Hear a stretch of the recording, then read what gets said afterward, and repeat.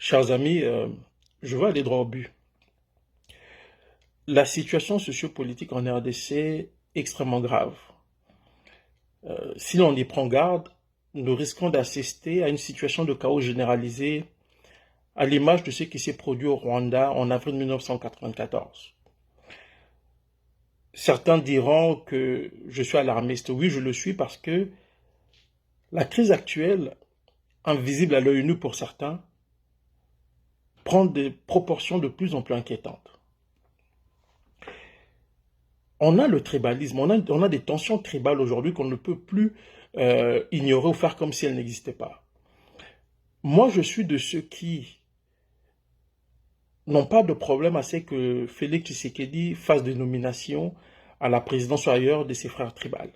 Je n'ai pas de problème à ce que des Balouba, nos compatriotes Louba, occupent des fonctions importantes dans le pays. À partir du moment où ce sont des Congolais, à partir du moment d'expertise, à partir du moment de savoir-faire, je n'ai pas de problème qu'on remplisse les institutions des Balouba. En même temps, je suis conscient de la réalité sociologique de notre pays qui fait que ce genre de situation provoque toujours des grincements de dents. Et là, on est en train d'assister à la montée en puissance des sentiments anti-Louba dans le pays. Et du côté de nos compatriotes du Kassai, en tout cas de certains d'entre eux, il y a aussi une forme d'animosité, d'intolérance à l'égard de tout ce qui est critique à l'égard de Félix Tshisekedi et de son pouvoir. Et ça, c'est dangereux. Et cette situation risque de déboucher sur une situation de crise beaucoup plus importante que celle qu'on a vue ou pu observer au Rwanda. Pourquoi?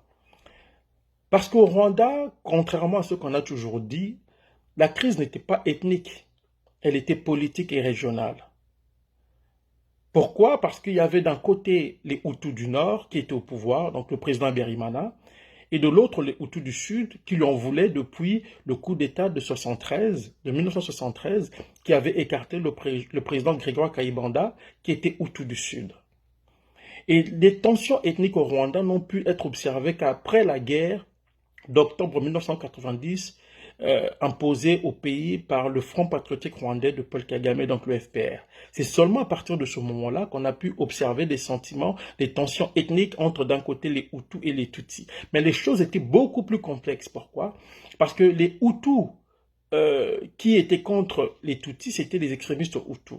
Mais de leur côté, ils avaient quand même des alliés Tutsis aussi. Et du côté du Front patriotique rwandais, il y avait des Hutus qui le soutenaient aussi. Donc au Rwanda, encore une fois, la crise était politique et régionale. Donc les Hutus du Nord étaient proches des Tutsis de l'intérieur et le Front patriotique rwandais, donc le parti de Kagame, était proche des Hutus du Sud et de certains Tutsis, bien entendu. Et quand il y a eu le génocide, on a assisté à des situations ubuesques parce que, contrairement à ce que l'on dit, ce n'est pas les Hutus qui ont massacré les Tutsis, non. Les extrémistes Hutus ont massacré des Hutus, considérés des Hutus de l'opposition. Les extrémistes Hutus ont aussi massacré des Tutsis qui étaient soupçonnés d'être proches de Kagame. Et du côté de Kagame, donc du côté des Tutsis, on a massacré des Hutus, mais aussi des Tutsis de l'intérieur, qui étaient considérés comme des traîtres à partir du moment où ils étaient restés fidèles au régime du président Juvenal Habyarimana, qui était Hutu du Nord. Et parmi les personnes qui ont été tuées d'ailleurs par les Tutsis, il y a le père du chanteur Corneille, Émile Nyongora, qui était proche du président Habyarimana, qui a été assassiné le 7 avril 1994 au matin par les éléments du FPR de Kagame. Donc des Tutsis qui ont tué un autre Tutsi, et Émile Nyongora a été tué avec toute sa famille. Un autre personnage a été tué, Tutsi, c'est le ministre Landlo Ndasingwa, qui est en réalité le grand frère de Louise Mushikiwabo, l'actuelle secrétaire générale de la francophonie, ancienne ministre des Affaires étrangères du Rwanda. Donc Louise Mushikiwabo, aujourd'hui qui est proche de Kagame, sa famille a été décimée par les extrémistes Tutsis proches de Kagame. Donc quand on analyse froidement les événements au Rwanda, on se rend compte que le conflit est politique, régional, avec une dimension ethnique qui relève davantage de l'instrumentalisation. Mais en RDC, c'est différent. Pourquoi? Parce qu'on a d'un côté tous les Congolais réunis et de l'autre nos compatriotes du Kassai qui sont soupçonnés ou suspectés d'être de connivence avec le régime. Ce qui n'est pas faux en partie. Mais il faut en même temps préciser que ce n'est pas tous les Kassaïens qui soutiennent Félix Tshisekedi. Le pouvoir de Félix Tshisekedi est aujourd'hui perçu comme un pouvoir tribal, pas comme un pouvoir congolais. Et c'est en cela que la situation est dangereuse, est extrêmement dangereuse. Et c'est en cela que la situation diffère de la situation rwandaise où la nature du conflit était politique et régionale et on a instrumentalisé le fait ethnique. En RDC, le conflit qui est latent, qui est en train de voir le jour, c'est un conflit purement tribal. Entre d'un côté toutes les tribus rassemblées et de l'autre le compatriote du Kassai. Et c'est dangereux.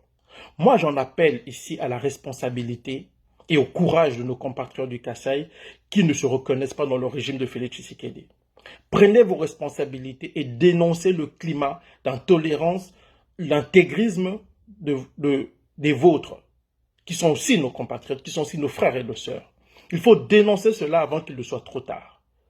Et du côté de ceux qui estiment que tous les Kassaïens sont mauvais, je dis non. Parce que le pouvoir de Félix Tshisekedi est idéologiquement un pouvoir kassaïen, idéologiquement. Mais dans les faits, c'est un pouvoir d'un homme, de ses proches et de son clan, de ceux qui l'entourent. Quand vous allez voir la situation au Kassai, elle est catastrophique. Donc ce pouvoir, on ne peut pas dire que ce pouvoir travaille pour les Kassaïens à partir du moment où le Kassai souffre. C'est un pouvoir kassaïen sur le plan idéologique, mais pas sur le plan pratique. Et c'est la raison pour laquelle j'en appelle à la responsabilité et au courage de nos compatriotes du Kassai qui ne se reconnaissent pas en Félix Tshisekedi dans son pouvoir. Prenez votre courage entre deux mains, dénoncez le climat délétère qui s'installe de plus en plus dans la société congolaise. Entre autres, à cause, entre autres, de la plupart des intégristes de l'UDPS et même des intégristes Luba ou des compatriotes qui sont intolérants. Il faut le dénoncer, il ne faut pas avoir peur de le dire.